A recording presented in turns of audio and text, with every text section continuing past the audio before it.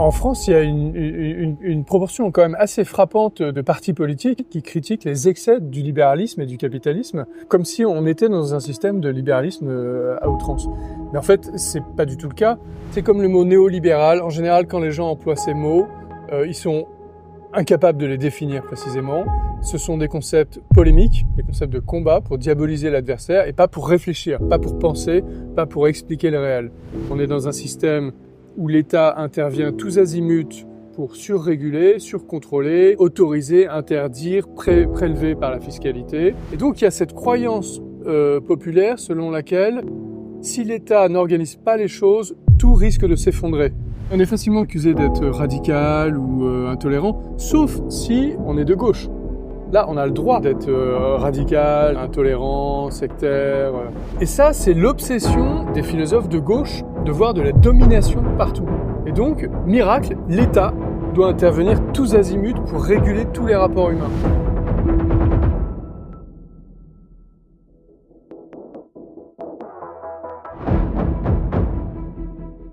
Bonjour à tous, bienvenue sur How to Bitcoin. Aujourd'hui, on est en compagnie de Yorick de Moonbeam. On est super content de te recevoir aujourd'hui. Merci de me recevoir. Ça fait 1 an qu'on espérait te recevoir. On te reçoit enfin à Surfing Bitcoin dans un cadre, comme vous pouvez le constater, qui est plutôt sympa. Donc on est là pour passer un bon moment. On va parler, pour ceux qui te connaissent pas, t'es, on peut dire, plutôt très très bon sur tous les sujets qui touchent à l'économie, l'école autrichienne notamment. T'es magistrat à la Cour des comptes. Peut-être qu'on reviendra un petit peu sur ton rôle parce que même pour nous c'était flou. On en discutait un petit peu en off juste avant. Donc je pense qu'on va essayer de d'abord poser les bases du contexte dans lequel on est, du contexte économique. Quelle est la situation aujourd'hui en France? Est-ce que je pense que la première chose pour que les gens captent un petit peu le cadre dans lequel on est, c'est quelle est la situation économique en France? Est-ce qu'on est vraiment dans le fameux ultralibéralisme dont on parle souvent? Est-ce qu'on a vraiment un modèle économique de libre marché? Ou est-ce qu'on est déjà bien loin de tout ça? Et qu'est-ce que tu peux nous en dire? Il y a même un mot qui revient très très souvent, c'est que c'est totalement dérégulé. Ouais. Qu'il n'y a plus de règles dans le capitalisme à outrance, dérégulé, guidé par les surprofits à court terme, des agents financiers, économistes, égoïstes. Alors en fait, donc oui, ta question porte pas sur la conjoncture économique, mais sur dans quel système économique on est actuellement. En France, il y a une proportion quand même assez frappante de partis politiques et de responsables politiques qui critiquent les excès du libéralisme et du capitalisme, comme si on était dans un système de libéralisme à outrance. Mais en fait, c'est pas du tout le cas. On s'est très éloigné d'une économie de marché normale. On est dans un système où l'État intervient tous azimuts, parfois à bon escient, mais très souvent de manière excessive pour surréguler, surcontrôler, autoriser, interdire, prélever par la fiscalité. Et par ailleurs, on est dans un système de monnaie fiat où la monnaie, telle qu'elle est gérée par la puissance publique, banque centrale en connivence avec les États, perturbe complètement le fonctionnement de l'économie. Et puis, on est aussi dans ce système de capitalisme de connivence où certains acteurs économiques, notamment des grands groupes, mais pas seulement, ont un intérêt rationnel à investir massivement dans le lobbying pour obtenir un maximum de dispositions à leur avantage, que ce soit des dispositifs juridiques, des autorisations ou des encadrements de leurs concurrents, ou des subventions, ou des allègements d'impôts.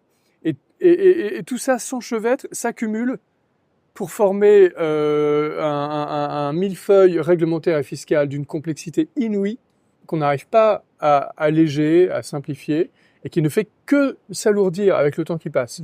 Et donc, on est maintenant très loin d'une économie de marché normale. Taxation record. Nous sommes numéro 1 du monde en termes de pression fiscale. Inflation galopante. En 2 ans, les produits de grande consommation ont augmenté en moyenne de 21%. Logement hors de prix. Les prix de l'immobilier ont triplé ces dernières années. Corruption généralisée, désindustrialisation, effondrement des services publics. Et certaines dépenses de santé seront moins bien prises en charge. Surveillance de masse, et contrôle social. La loi sur les Jeux olympiques autorise désormais que des centaines de caméras soient reliées à un logiciel d'intelligence artificielle. L'État est en faillite et il vient pour votre argent. Il est temps d'épargner dans une monnaie qu'ils ne peuvent ni imprimer ni saisir. Depuis 2013, Bull Bitcoin s'attaque à la racine du problème, le système fiat. Bull Bitcoin te fournit les moyens de reprendre le contrôle de ton argent et de regagner ta liberté. Crée-toi un compte en 2 minutes sur leur plateforme et commence à épargner en Bitcoin. Si tu tiens à ton avenir, c'est maintenant qu'il faut agir. Quand ils viendront prendre tes actifs ou renflouer leur Ponzi, il sera trop tard. Utilise le lien en description et profite de 25% de réduction sur les frais d'achat et de vente à vie. Numéro 1 du monde, vous vous rendez compte? On a parlé tout à l'heure du terme un peu ultra-libéral. Et en fait, pour moi, ce terme, il a aucun sens. Parce qu'en fait, j'ai envie de dire, soit t'es libéral, soit tu l'es pas. Mais il y a pas un degré d'ultra-libéralisme, en fait. Oui, c'est comme le mot néolibéral. En général, quand les gens emploient ces mots, ils sont incapables de les définir précisément. Ce sont des concepts polémiques, des concepts de combat pour diaboliser l'adversaire et pas pour réfléchir, pas pour penser, pas pour expliquer le réel. Ça me refait penser un peu au livre de Ayn Rand, la grève, où en permanence il y a ces discussions qu'il y a entre, par exemple, le métallurgiste. Et il a des discussions comme ça avec sa famille, et à chaque fois qu'il a une vision bien claire, bien précise, en fait, on le critique comme quoi il est trop radical dans sa pensée, qu'il n'est pas ouvert à la discussion, à penser autrement. Et j'ai l'impression qu'on est aujourd'hui critiqué de la même façon, que dès qu'on a des convictions, qu'on pense qu'il y a une vérité, que ça devrait être ainsi et que ça fonctionne, on est qualifié des mêmes choses. Presque, ça va aussi loin que le fascisme, hein, ouais. Aujourd'hui. Qu'est-ce que t'en penses? On est facilement critiqué accusé d'être radical ou intolérant, sauf si on est de gauche. Là, on a le droit. On a le droit d'être radical, intolérant, sectaire. Et de même qu'on est accusé de haïr et d'avoir des pensées négatives, sauf si on est de gauche. Là, on a le droit de haïr la bonne et la mauvaise le patron, de haïr le capitaliste, de haïr le capitalisme. Voilà. Bon. Et c'est vrai que ça, c'est quelque chose que les gens ont du mal à comprendre, mais la philosophie libérale, justement, elle pointe personne du doigt. Moi, c'est ce que j'aime avec cette philosophie, c'est-à-dire que on ne désigne aucun groupe d'individus, et encore moins d'individus, comme responsable de tous nos maux, si ce n'est l'État, mais qui est une organisation. L'État, c'est personne au final. Et en fait, j'ai l'impression que voilà, on a créé une espèce d'amalgame sur le fait que en fait, le libéralisme, c'est une sorte de croisade contre les pauvres, menée par les riches. Et comment? Parce qu'au final, en France, on se rend bien compte, aujourd'hui, il n'y a aucun parti libéral. Vraiment, dans tout le spectre politique, on retrouve plus aucune forme de libéralisme. Comment est-ce que t'expliques qu'on en soit arrivé là? Parce que j'ai quand même l'impression que dans certains autres pays, on a encore quelques propositions libérales, plus ou moins strictes. Comment est-ce que ça se fait qu'en France, on n'a que des nuances de collectivisme? J'ai pas de réponse magique à ça. Je sais qu'au début du 19e siècle, au début du 20e siècle, pardon, le libéralisme était plus développé en France, en fait. Et puis ensuite, il s'est effrité, il a disparu. Il y a eu un petit regain dans les années 80, mais le problème du libéralisme français, c'est qu'il était catalogué à droite et il se focalisait sur des aspects économiques. Et donc, il omettait le fait que le libéralisme, c'est avant tout une pensée philosophique avec une dimension de philosophie morale qui se fonde sur des principes, sur qu'est-ce que le droit, qu'est-ce que la justice, qu'est-ce que l'être humain. Et tout ça a été en fait mis de côté pour se focaliser sur les aspects fiscaux, techniques, comptables, économiques. Et donc, les gens en France, finalement, se sont dit le libéralisme, c'est rasoir, parce que c'est l'économie, et ensuite, ça profite aux entreprises. Et donc, tout ça est complètement erroné. Par ailleurs, il y a une autre dimension peut-être plus ancienne et plus structurelle, c'est que la France est un État-nation qui a été pris en main par l'État depuis très longtemps. L'État s'est donné pour mission de construire la nation. Parce qu'il y a très longtemps, la nation française était complètement morcelée, éparpillée et fragile. Et notamment depuis Louis XIV, avec l'État centralisateur, on a construit un des premiers États-nations au monde, en fait, qui est devenu l'archétype de l'État-nation. Et donc, il y a cette croyance populaire selon laquelle, si l'État n'organise pas les choses, tout risque de s'effondrer. Parce que c'était ça l'idéologie dominante pour former la nation française avec Louis XIV.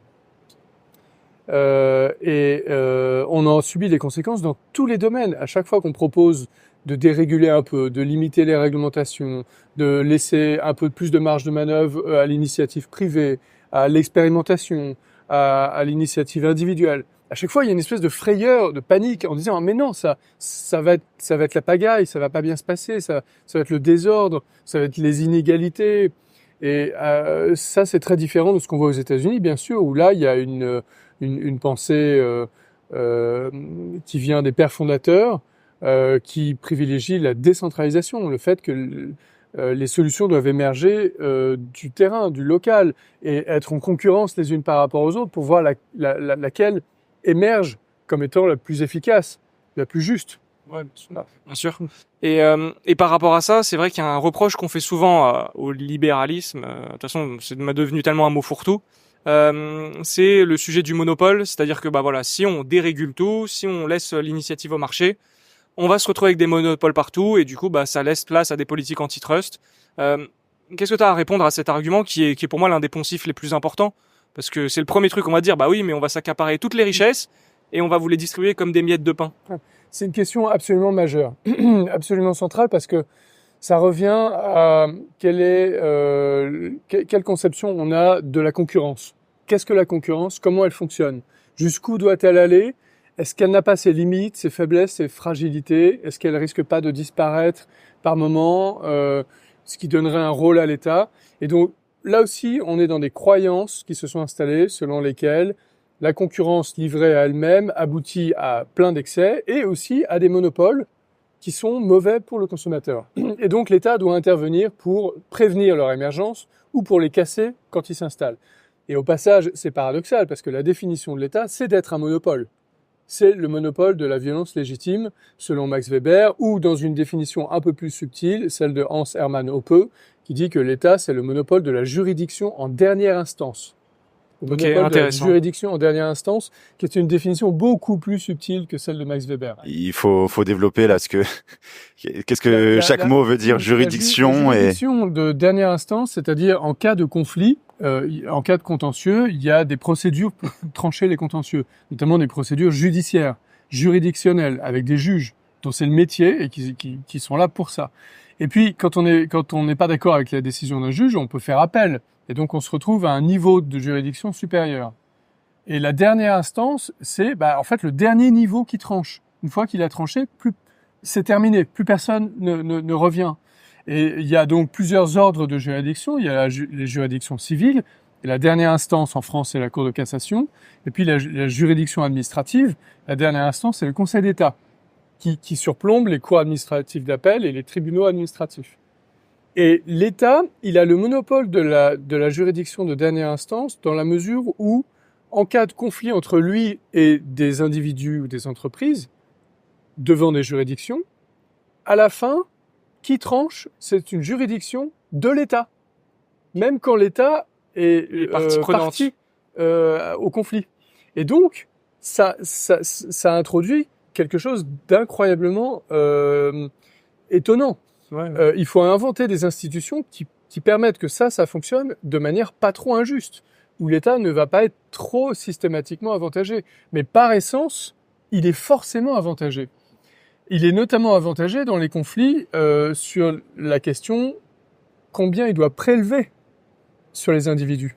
Il est juge et partie. Et donc, les philosophes et les économistes de l'école autrichienne, à partir de cette définition de Hoppe, en déduisent un certain nombre de conséquences logiques sur la nature de l'État, le fonctionnement de l'État, les risques, les dérives étatiques, quel mécanisme inventer pour limiter ces risques, voilà.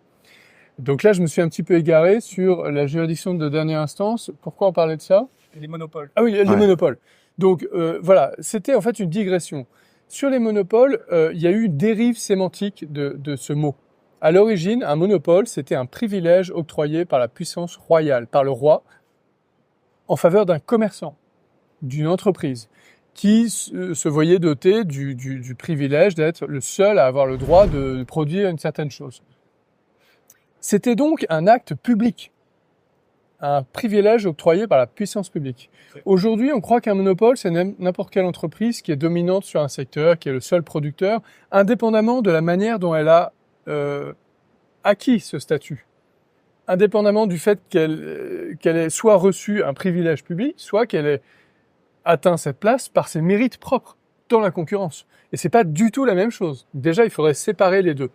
Ensuite, ce que disent les économistes autrichiens, c'est que les entreprises qui deviennent dominantes sur un secteur donné, il n'est pas juste et il n'est pas souhaitable et il n'est pas efficient de limiter leur essor, voire de les casser en mille morceaux.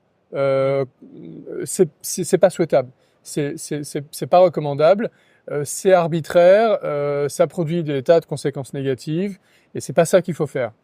Notamment parce que dans un système concurrentiel normal, aucune entreprise ne peut abuser de ses consommateurs à long terme sans créer des opportunités de profit majeures pour des concurrents potentiels qui vont ensuite la détrôner. Mais ça, le préalable, c'est qu'il faut que la concurrence fonctionne. Et donc, il ne faut pas qu'il y ait de barrières à l'entrée. Fiscale, réglementaire, en termes de droit du travail, en termes de monnaie aussi, de monnaie fiat, etc. Donc, pour résumer, le rôle de l'État, ça ne devrait pas être de prévenir ou de guérir l'émergence de monopoles ou d'oligopoles, ce serait plutôt de faire fonctionner la concurrence normalement et de s'empêcher lui-même de mettre en place des barrières à l'entrée qui gêneraient la concurrence. Et puis l'autre priorité, ça devrait être de désarmer les monopoles publics, ou toutes les entreprises publiques ou les acteurs publics qui, par leur existence et les privilèges dont ils disposent par leur lien à l'État, faussent le fonctionnement du marché, même quand c'est pour des motifs apparemment louables, d'intérêt général, de protection sociale, de protection civile, et tout ce qu'on veut. Voilà. Et du coup, en fait, dans ce que tu dis, on en discutait avec Théo Mogenet hier, en fait, on analyse le monopole a posteriori, et en fait, ce qu'il faut analyser, c'est la concurrence a priori. C'est-à-dire, est-ce qu'il y a eu concurrence initiale? Si concurrence il y a, et ensuite il y a monopole d'une certaine façon, c'est que c'est le marché qui en a décidé, les consommateurs sont contents, et on arrête de se plaindre. Voilà. Et puis historiquement, on voit que aucun monopole fondé sur une concurrence normale n'a tenu durablement. Jamais.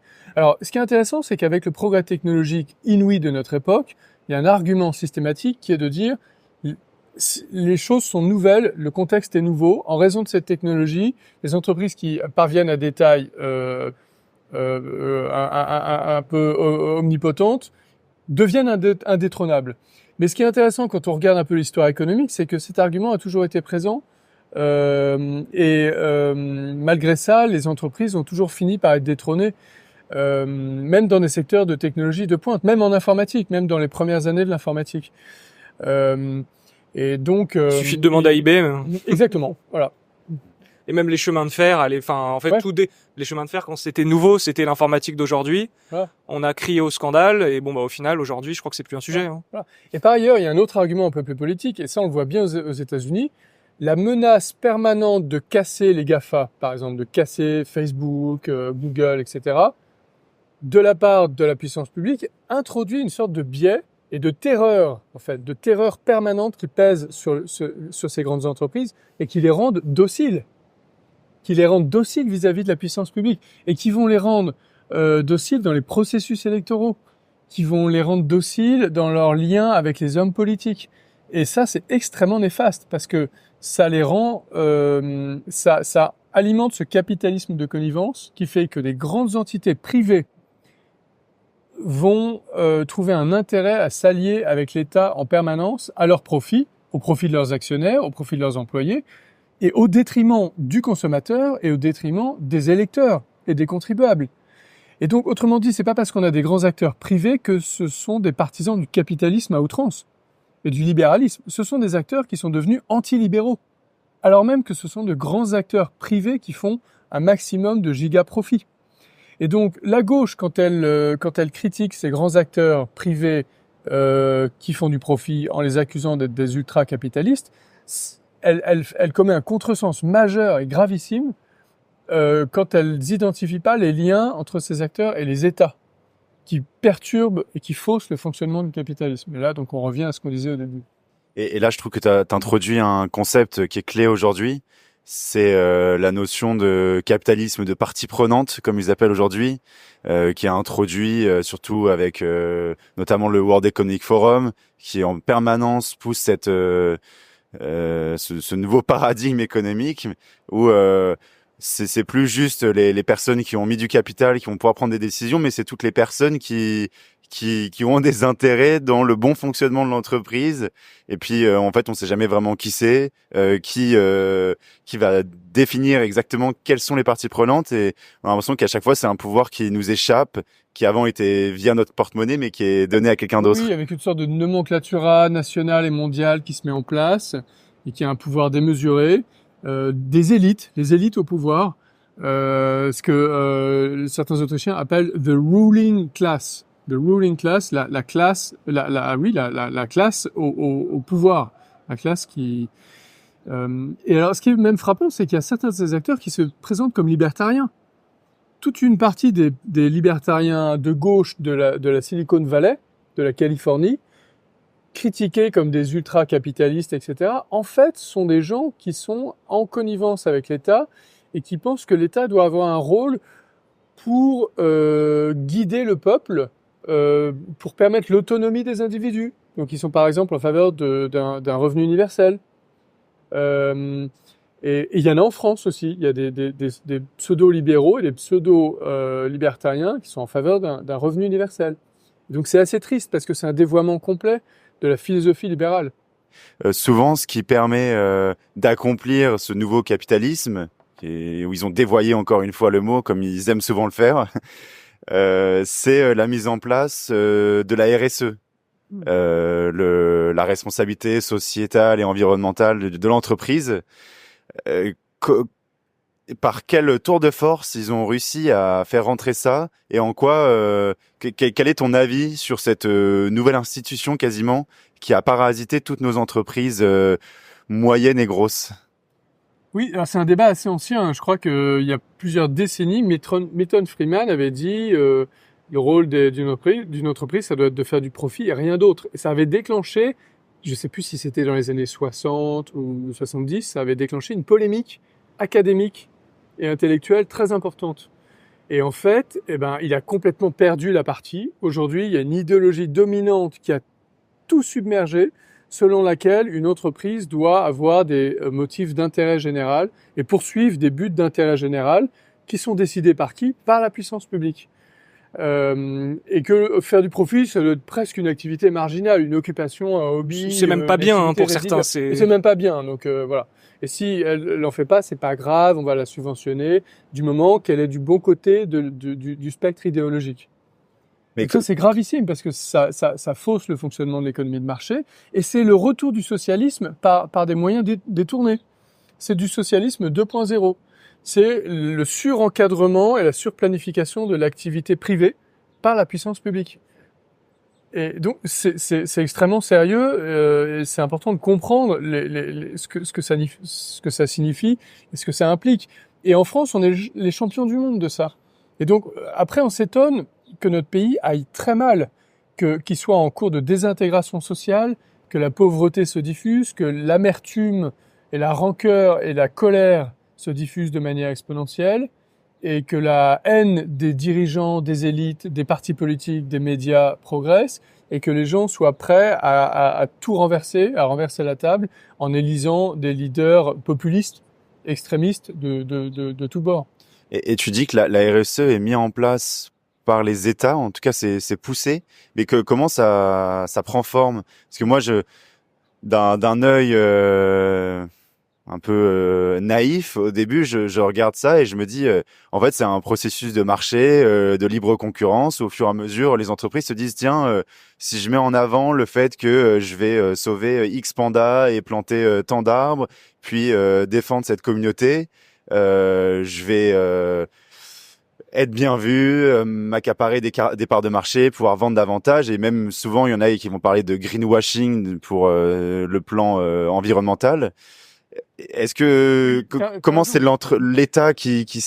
T'as raison qu'il faut préciser en fait ce qui relève d'initiatives spontanées de ces entreprises dans un jeu concurrentiel et qui est sain en fait.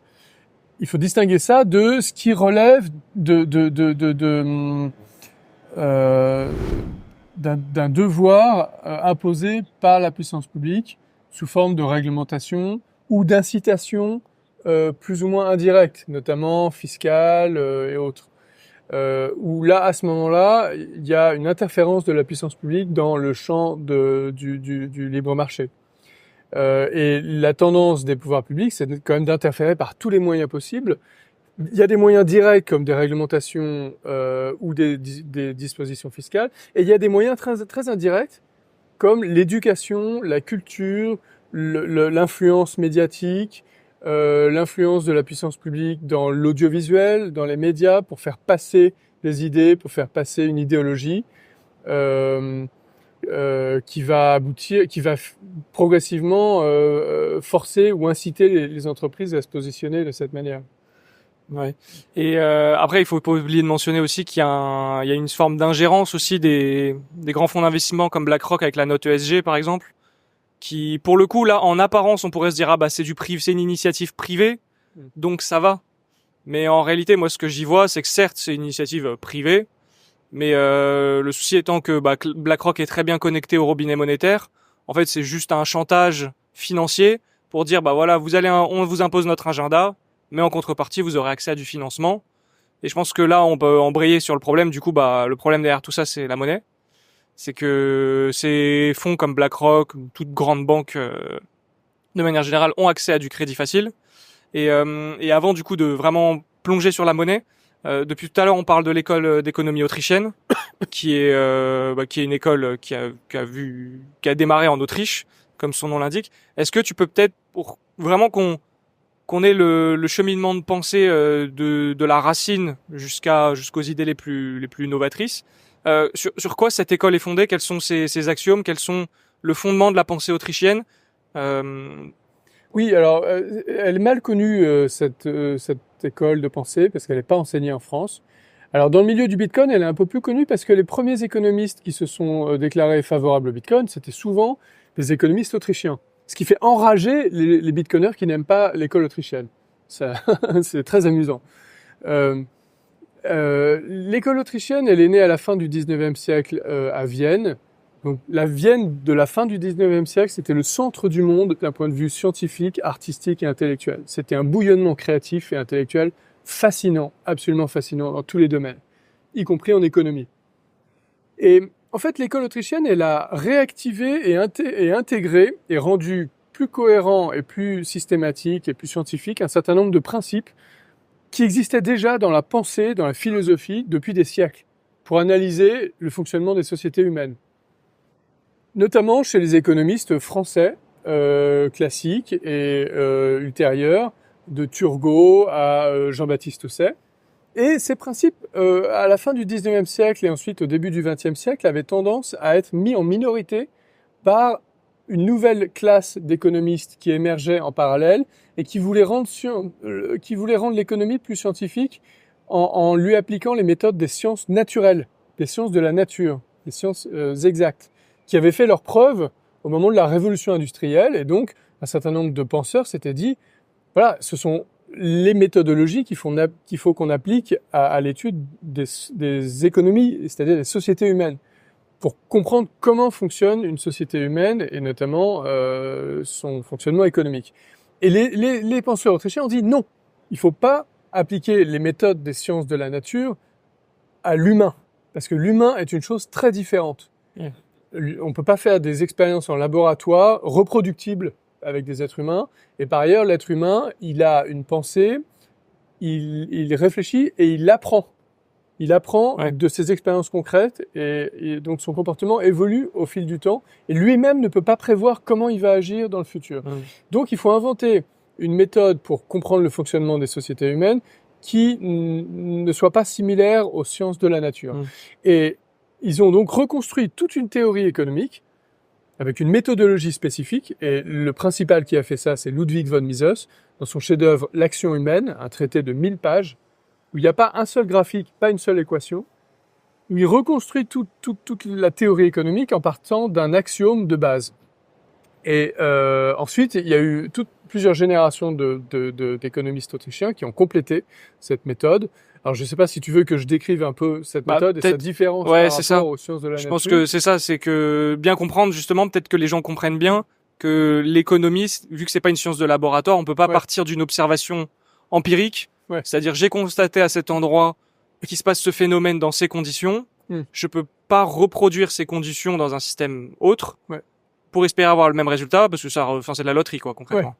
Dans les sciences de la nature, la méthode de base, c'est qu'on formule des hypothèses. Par exemple, j'émets l'hypothèse selon laquelle l'eau bout à 100 degrés.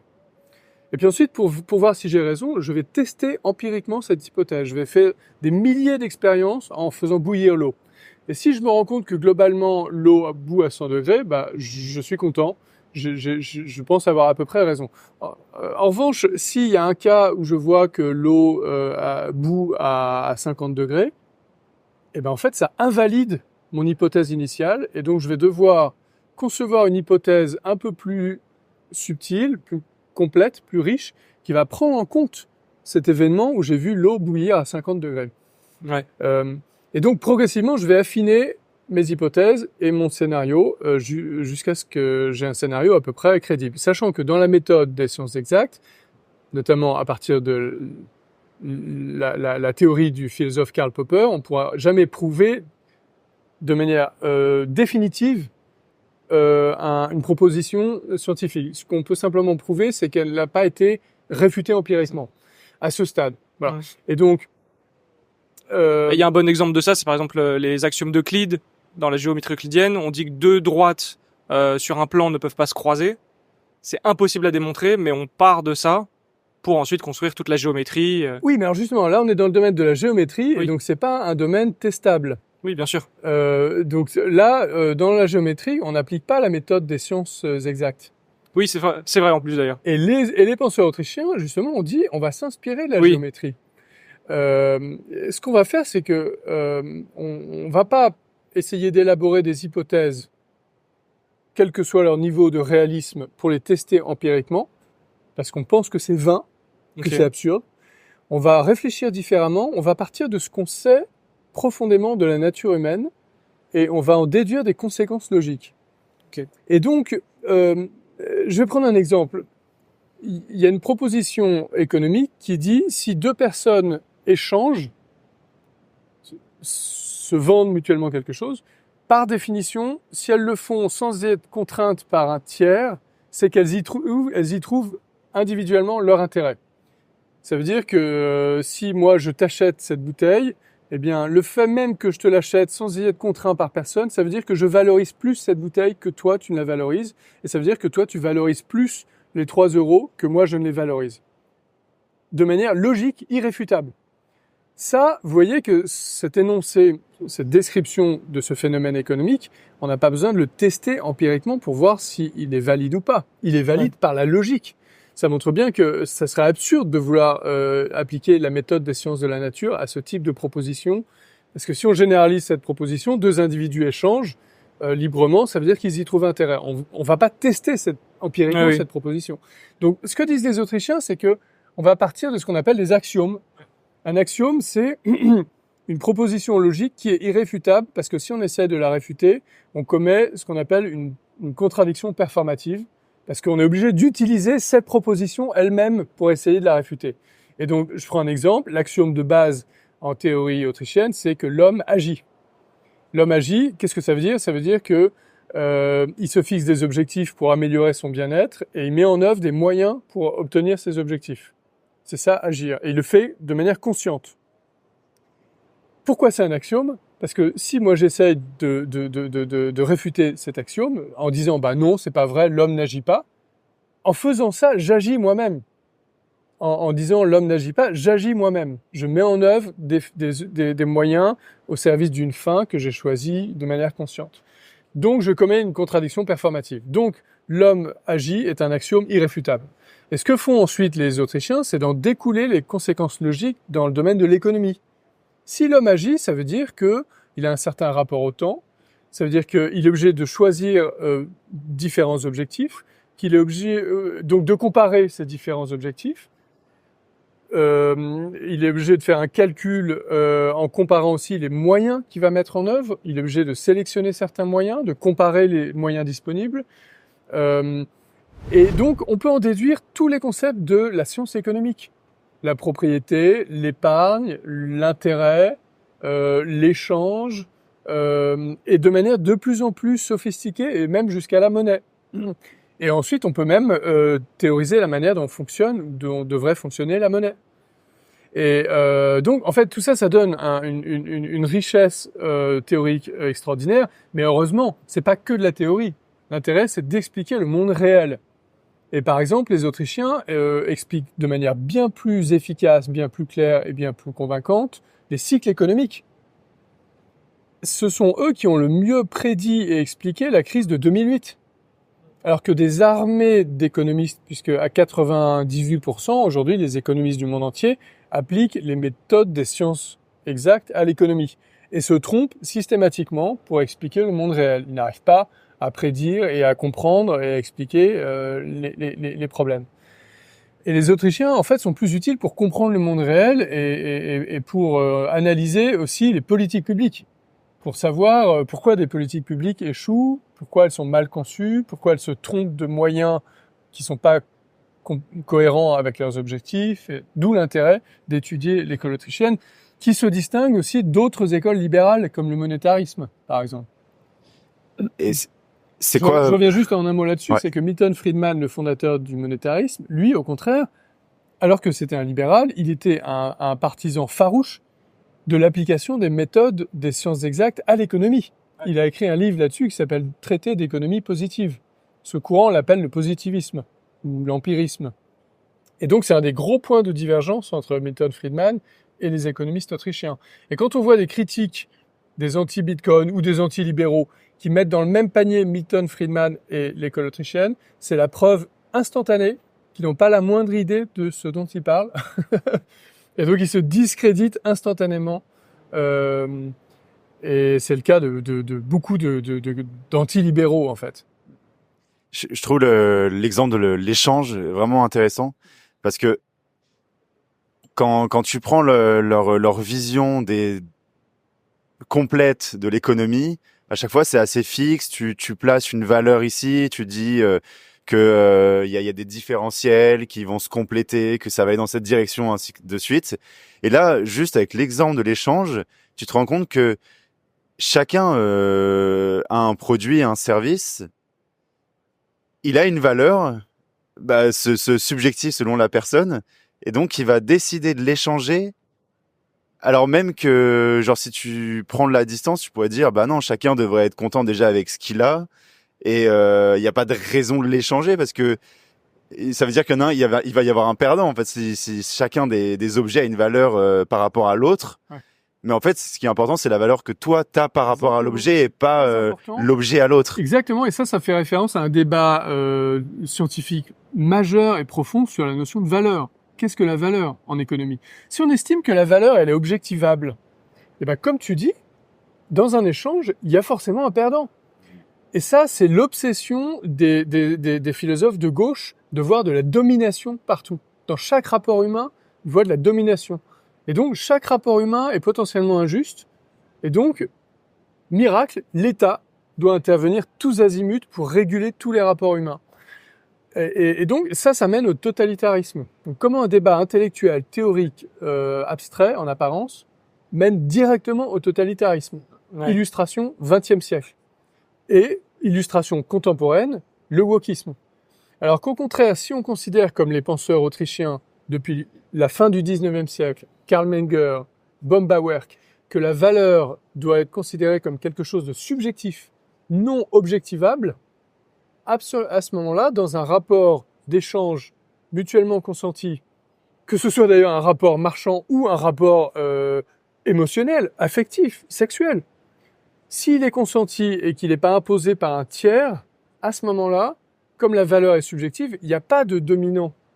Enfin, il peut y avoir un dominant accepté par l'autre, mais il n'y a pas de rapport d'inégalité et de rapport de domination non voulu, injuste. Il n'y a pas d'injustice.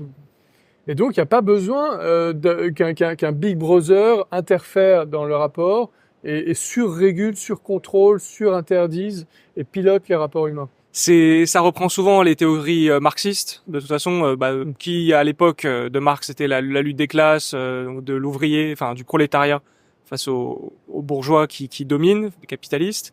Et c'est vrai qu'en fait, c'est intéressant ce que tu dis. Tu as cité par exemple le wokisme, qui est au final une forme de néo-marxisme. On a juste changé le nom des classes, et voilà, on retrouve des dominants, des dominés, et ça marche très bien d'ailleurs. Tout à fait. Et le wokisme, c'est pour moi une forme de totalitarisme en puissance.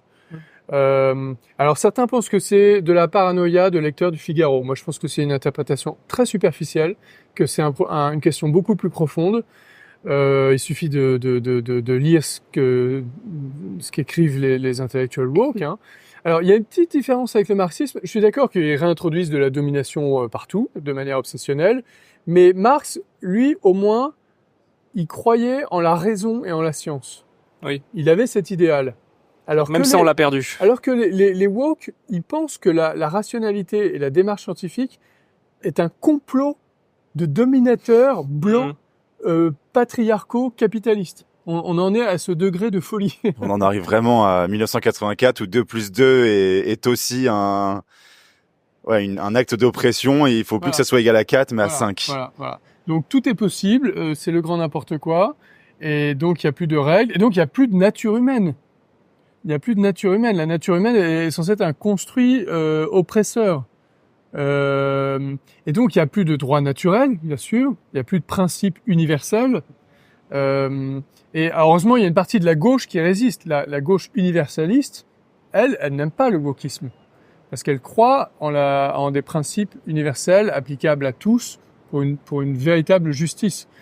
Et aujourd'hui, au début, je connaissais que le wokisme, et au fur et à mesure, j'ai découvert aussi le postmodernisme.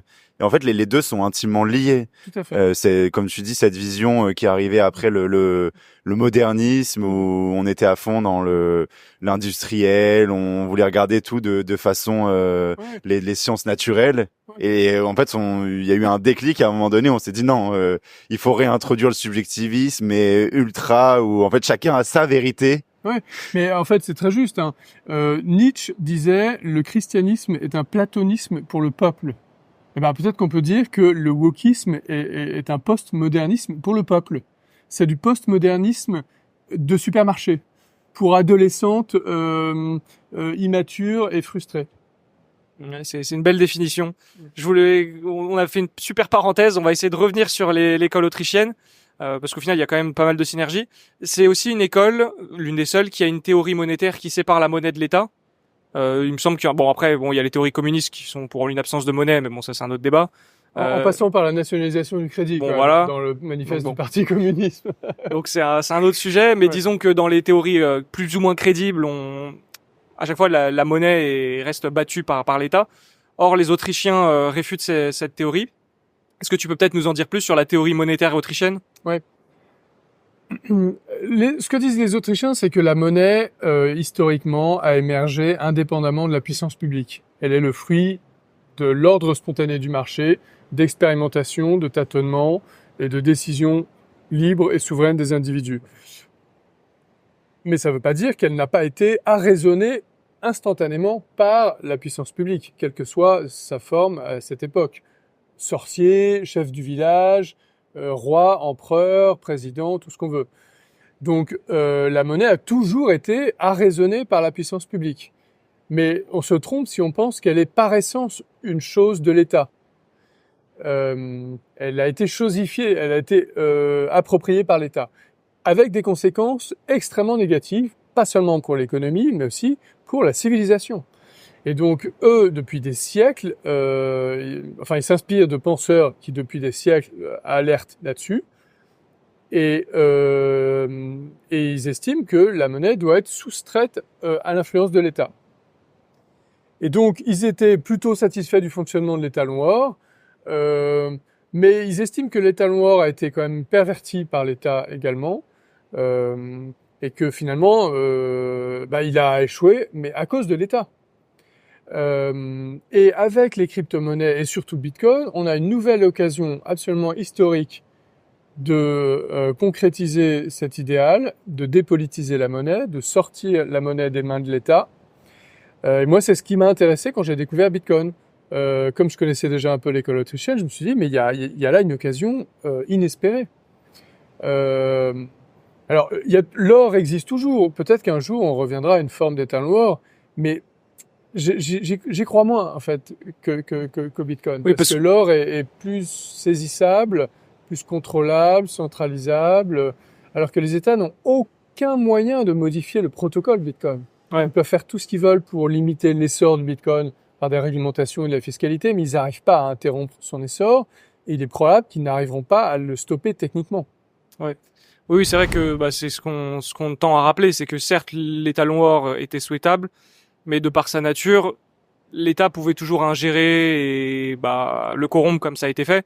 Et je pense que si on a déjà un exemple dans l'histoire, c'est pas forcément souhaitable. Or Bitcoin apporte au final la brique qui manquait. Ouais. Et c'est pour ça que moi je vois vraiment Bitcoin comme la brique qui a toujours manqué aux théories autrichiennes. Ouais. C'est-à-dire une monnaie incensurable qu'on peut séparer de l'État de façon durable. Ouais. On peut d'ailleurs peut-être revenir sur un point qui est assez subtil, parce que certains bitcoiners pensent que si on arrive à un étalon or, il y aura des réserves, un étalon Bitcoin, il y aura des réserves de Bitcoin dans les banques, les banques centrales, et les États pourront émettre des monnaies adossées au Bitcoin. Ouais. Moi, j'y crois pas trop, parce que c'est la manière dont l'étalon or a échoué. Les banques, avec le consentement de l'État, se sont mises à émettre beaucoup plus de crédits, de billets, etc., que ce qu'elles avaient de réserves d'or. Et ça a alimenté des cycles économiques artificiels et destructeurs, ça a donné des pouvoirs excessifs à l'État, c'est ce qui a donné les politiques monétaires expansionnistes. Parce que les individus pensaient qu'on pouvait utiliser tous ces instruments monétaires et qu'ils étaient aussi dignes de confiance que des lingots d'or ou des pièces d'or qui, eux, étaient dans les coffres. Or, avec Bitcoin, comme Bitcoin est très facilement divisible et transportable, notamment avec le Lightning Network, on va pas laisser le Bitcoin dans des coffres qu'on n'utilisera pas. Les individus auront intérêt à utiliser les Bitcoins et pas des monnaies créées par des États adossées au Bitcoin. Personne n'aura envie d'utiliser les pseudo-monnaies des États si ils peuvent échanger entre eux des Bitcoins qui seront plus dignes de confiance parce que on saura de manière certaine, mathématique, grâce au protocole, qu'on ne pourra pas créer plus de Bitcoin que ce qui est prévu par le protocole.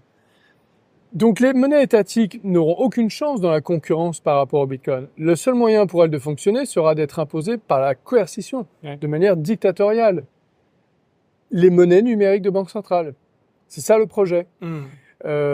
Qui au passage ne seront même pas forcément adossées au Bitcoin d'ailleurs. Oui, sûrement pas d'ailleurs. Mais s'il y a des tentatives de les adosser au Bitcoin, je vois pas l'intérêt particulièrement.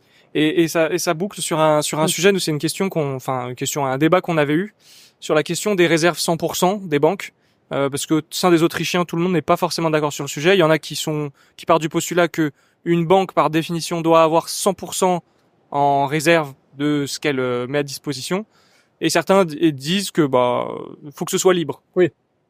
Comment tu te positionnes là-dessus et quel avantage, inconvénient tu vois dans chacun des systèmes? Alors, c'est un débat passionnant, très complexe. Ça a fait l'objet d'une scission dans l'école autrichienne avec l'école du free banking, en fait, incarnée par Lawrence White et George Selgin, qui sont des experts de l'histoire et de la théorie monétaire, et qui, eux, disent, on a vu dans l'histoire fonctionner des systèmes où il y avait des réserves fractionnaires, où les banques émettaient plus que ce qu'elles avaient en réserve, et ça fonctionnait correctement, et ça peut fonctionner correctement. C'est la théorie de la banque libre. C'est le livre de George Selgin. Et puis, juste pour t'arrêter, c'est arrivé quand ça? On parle souvent de l'ère aux États-Unis, mais oui, eux, ils ont analysé l'Écosse au XVIIIe siècle, il me semble. Okay. Voilà. Et les États-Unis au XIXe siècle.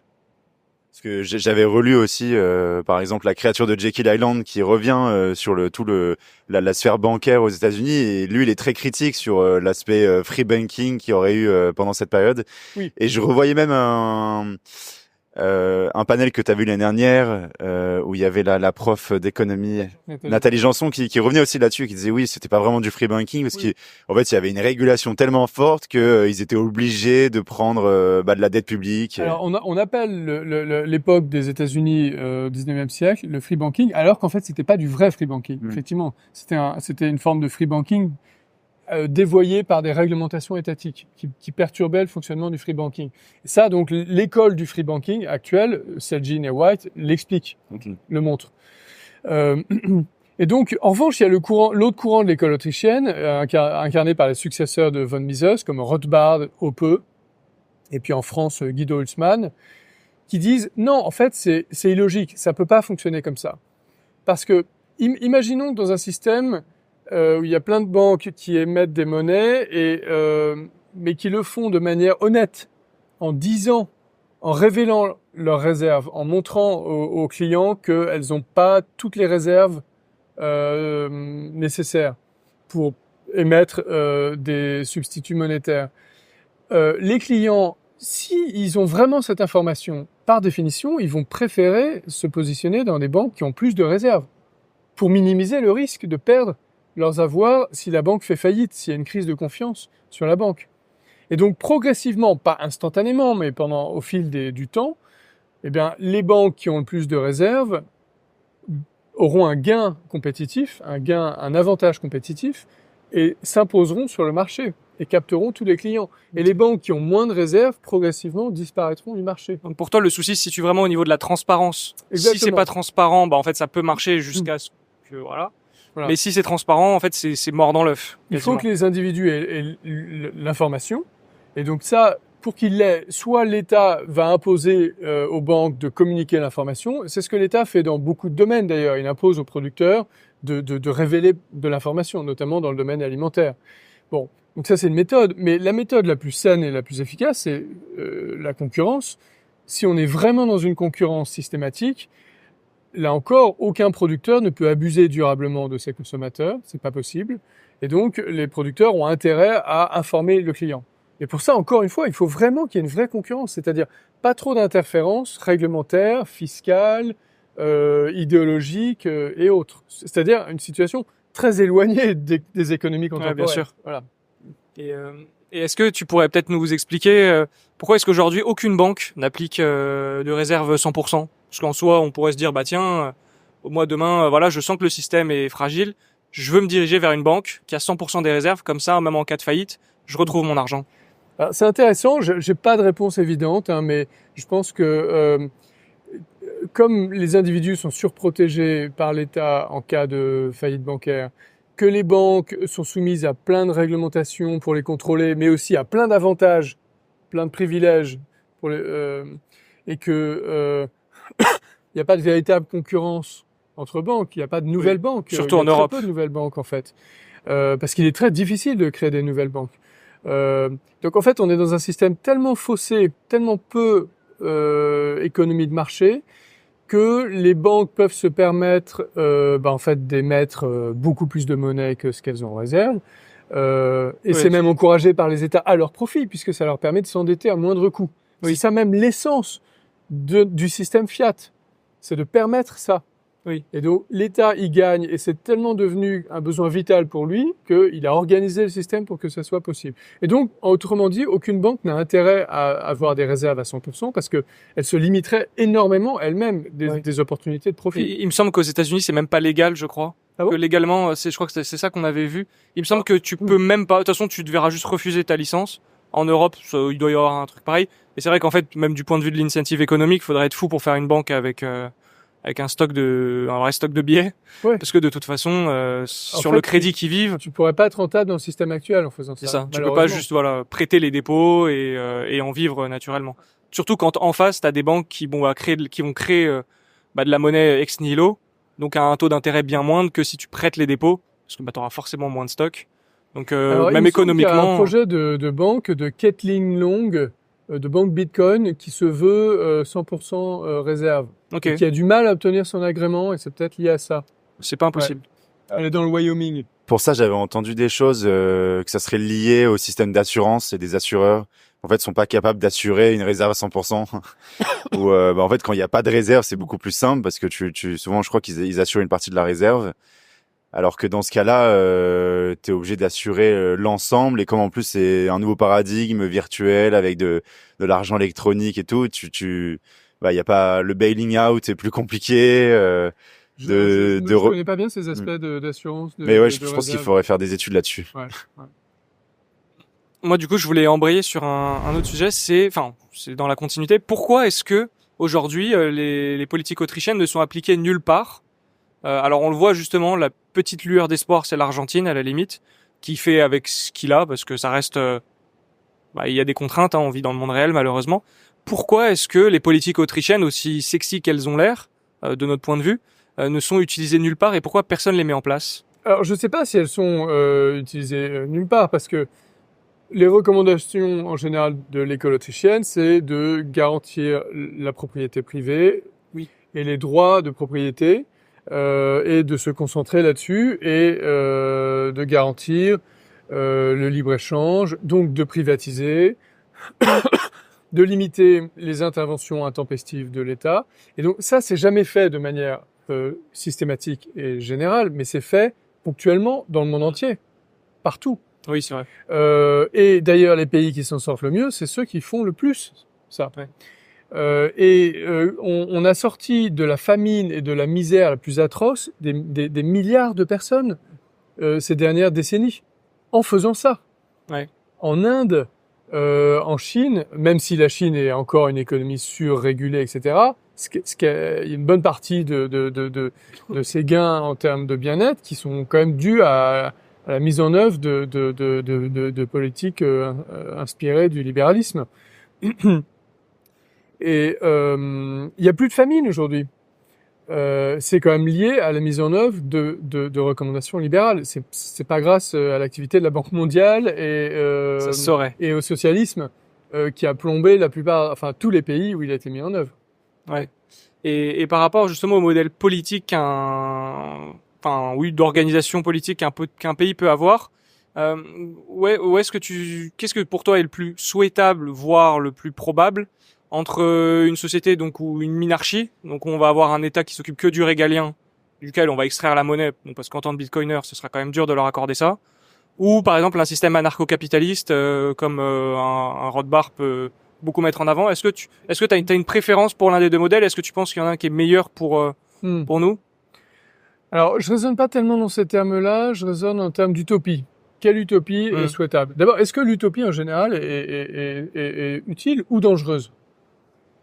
On a vu au XXe siècle que la plupart des utopies avaient mené à l'extermination, à l'esclavage, au génocide, à la guerre. Ouais. Et donc beaucoup de gens ont dit non, l'utopie, il vaut mieux éviter. D'où le culte du pragmatisme, qui est le culte de tous nos politiciens.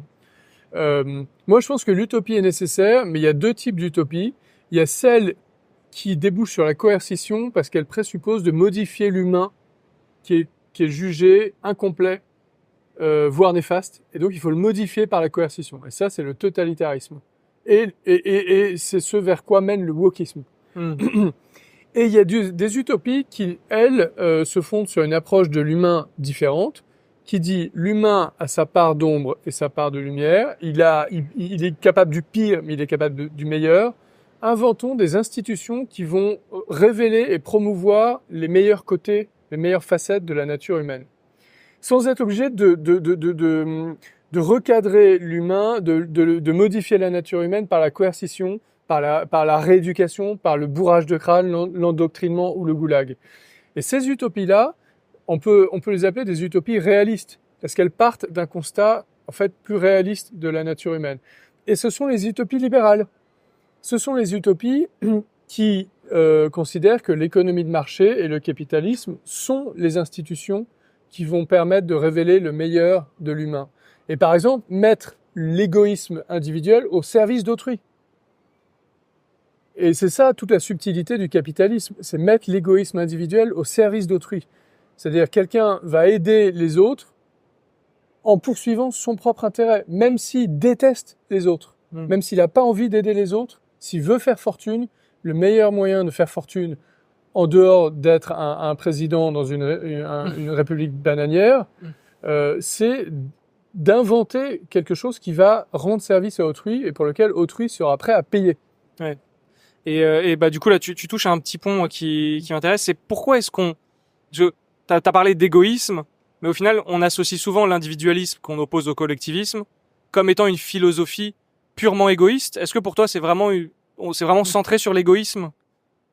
Il y a plusieurs courants philosophiques. C'est souvent, en fait, on utilise le terme égoïsme généralement comme étant péjoratif. Voilà.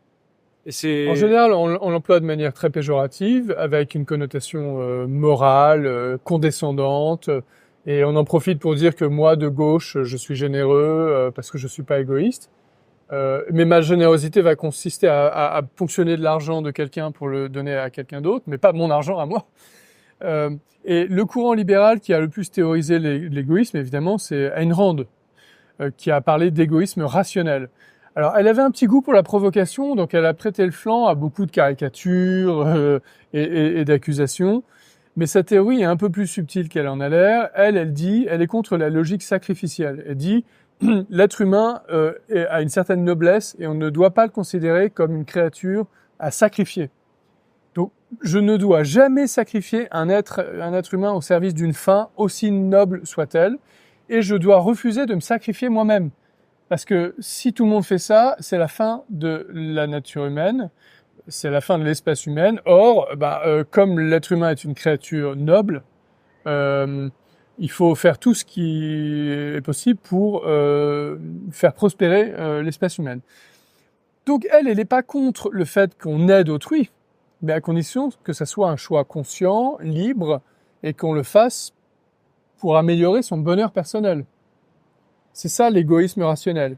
Mais elle n'aime pas les gens qui vont se sacrifier, dire non, moi je préfère ne pas exister, je préfère être malheureux. Elle dit que ce sont des non-sens et que ça relève pas seulement de l'illogisme, mais aussi d'une forme de folie et que c'est néfaste. Voilà. Et comment tu expliques aujourd'hui qu'ils aient gagné, on va dire, la bataille morale? Et j'ai l'impression qu'aujourd'hui, en tout cas, je reprends et je trouve qu'il y avait un mec qui a fait une super analyse, Nikos Sotirakopoulos, qui a fait plusieurs talks à l'Institut Ayn Rand, notamment, qui était un ancien marxiste grec très virulent. Il se vante d'avoir lu Das Kapital, Le Capital 3 fois et qu'il était vraiment à fond. Et en fait, un jour, il a découvert Ayn Rand et là, il a eu son switch et il s'est dit ok, on m'avait mis à l'envers. Et il y faisait une conférence justement où il disait mais j'ai l'impression que les libéraux, les libertariens, les objectivistes, en fait, n'ont rien à amener qui soit vraiment, comme tu dis, une utopie. On a plus de rêve. J'ai l'impression qu'Ayn Rand l'avait fait grâce à son bouquin où elle commençait à nous parler de ces montagnes et de cette société qu'on pouvait recréer, qui serait belle. Mais on va dire dans les faits et dans les discours qu'on entend, souvent c'est juste on a fait moins pire qu'eux, on a évité ça et ce genre de choses. Et il y a plus de grands rêves comme eux sont capables de faire avec le communisme, de dire voilà, on va tous vivre égaux et dans l'opulence. C'est vrai, Ayn Rand a quand même réintroduit une forme d'idéal. Et d'ailleurs, un de ses livres est intitulé Capitalism, the Unknown Ideal. Le capitalisme, cet idéal inconnu. Et c'est très intéressant d'ailleurs parce que c'est en fait un recueil de textes. Et si mon souvenir est bon, si je ne me trompe pas, dans ce recueil, il y a un texte d'Alan Greenspan, l'ancien banquier central américain, et qui se prononce en faveur de l'or, de l'étalon or dans ce livre. Donc voilà, ça c'était une digression. Après, les Autrichiens aussi ont théorisé la nécessité de l'idéal et de l'utopie, et notamment Hayek. Hayek a dit on a besoin d'une utopie humaniste, libérale, réaliste.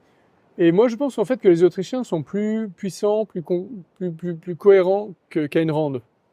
Ayn Rand a des aspects très intéressants, mais par exemple, elle se fourvoie sur certains sujets. Elle estime qu'on peut imaginer une société où l'impôt serait volontaire. C'est vraiment absurde. Ça n'a aucun sens. Je pense qu'il faut aller un peu plus loin dans la réflexion. Mais ça voudrait... Parce que moi, j'ai envie de l'imaginer. Ouais.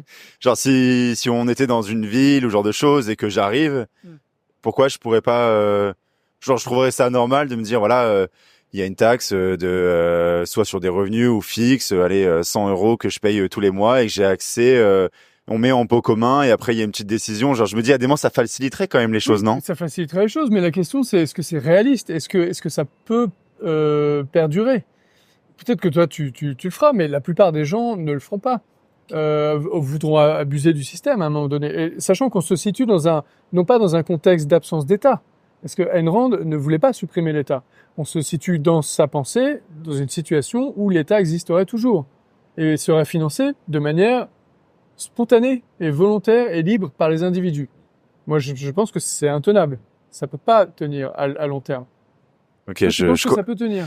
Alors, à l'échelle d'un État, non, je me dis que c'est impossible. L'État, quelle que soit sa taille, ça peut être Ouais. un État avec juste 10 000 personnes. Hein. Mais c'est vrai que dans mes expériences de pensée, je me disais oui, peut-être à l'échelle d'une ville, d'un groupement, j'avais l'impression que c'était un peu inévitable que les gens, à un moment, ils ont pas envie de se soucier de comment ils vont gérer telle route, telle chose, et qu'ils vont se dire c'est plus simple de juste à des moments faire un pot commun.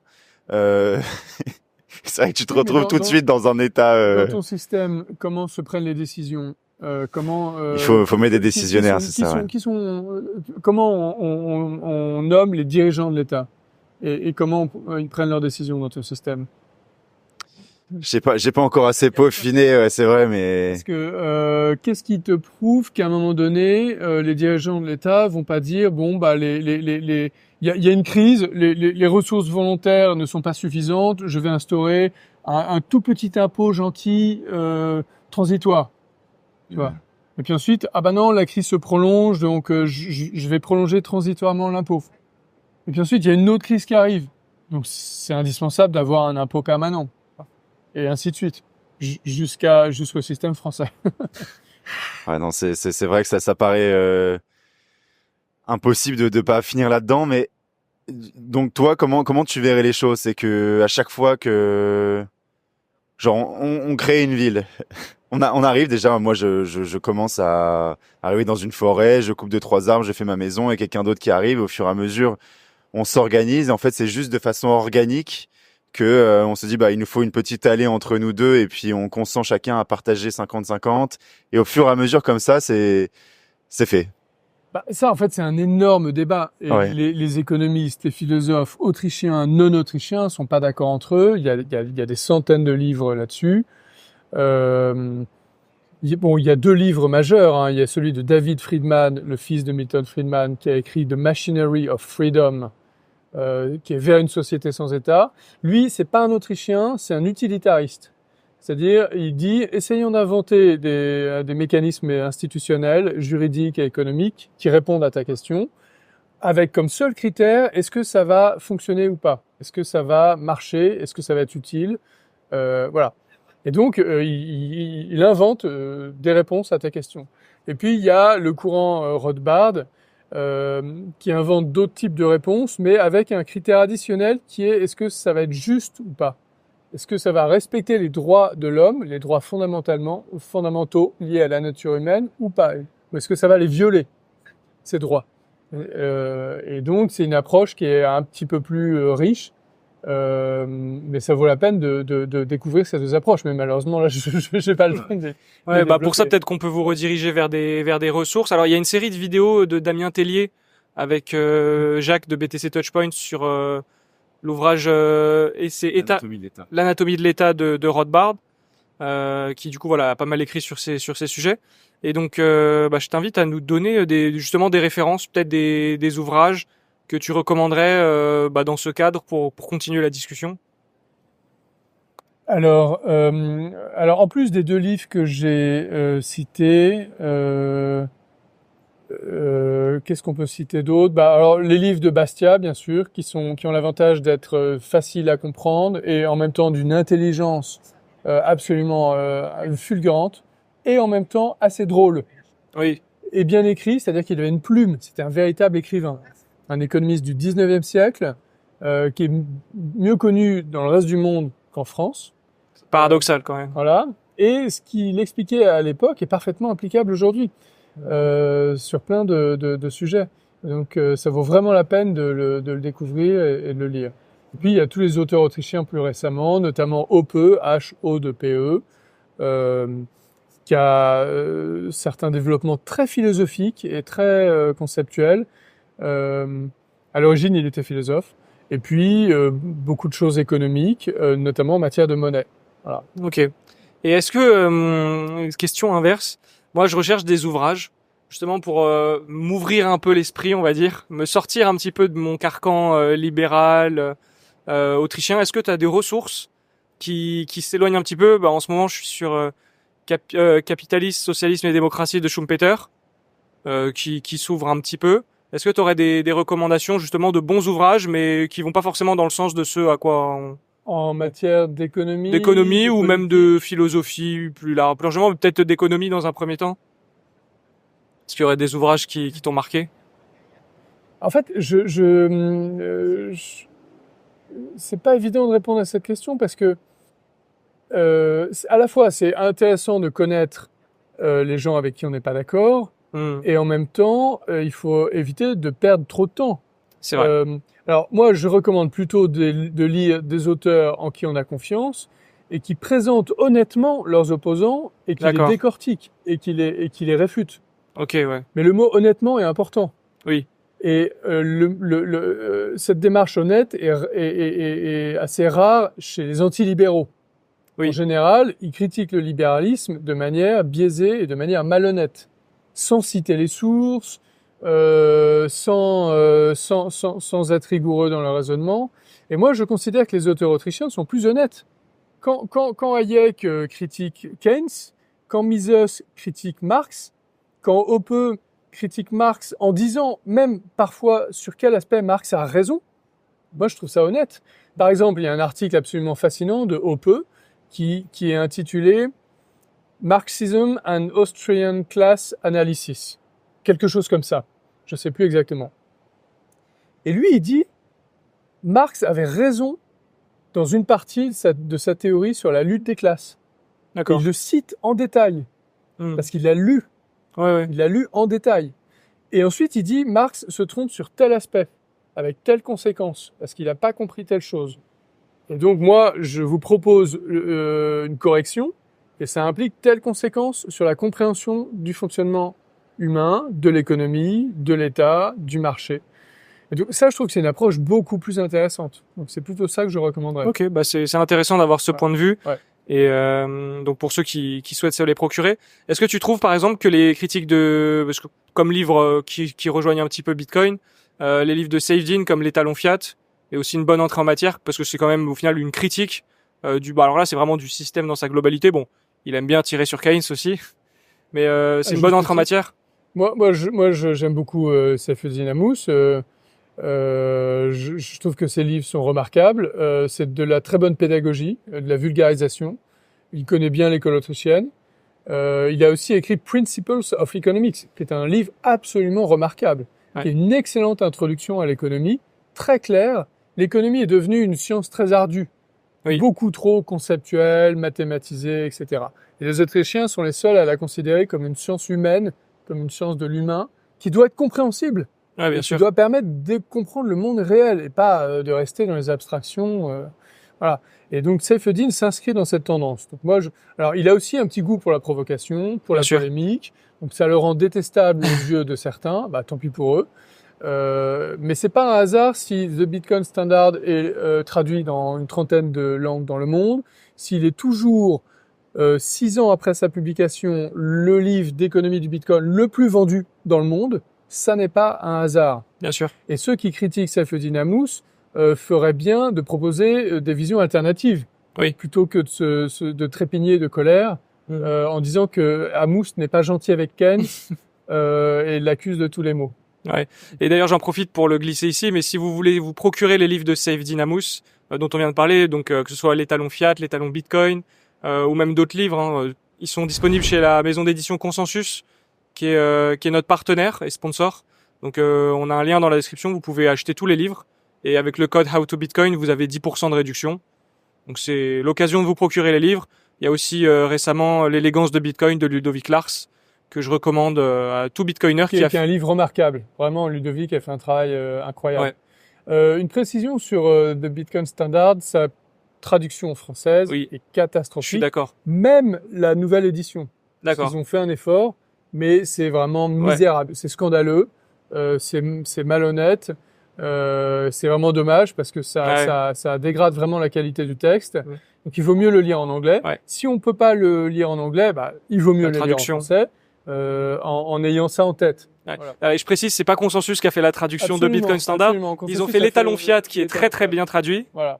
Mais c'est vrai que le Bitcoin Standard en français, moi je l'ai lu en français, c'est le premier truc qui m'est venu à l'esprit. Ouais. C'est écrit avec les pieds. Ouais. Donc le message passe un petit peu moins bien. Ouais. Alors que l'étalon Fiat, voilà, il y a un avant et un après généralement. Ouais. Donc je vous le recommande.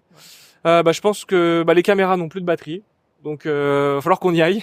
Merci beaucoup pour ton temps. Merci à vous. J'espère que tu as passé un bon moment. Puis à la prochaine. Super conclusion. Allez, à la prochaine.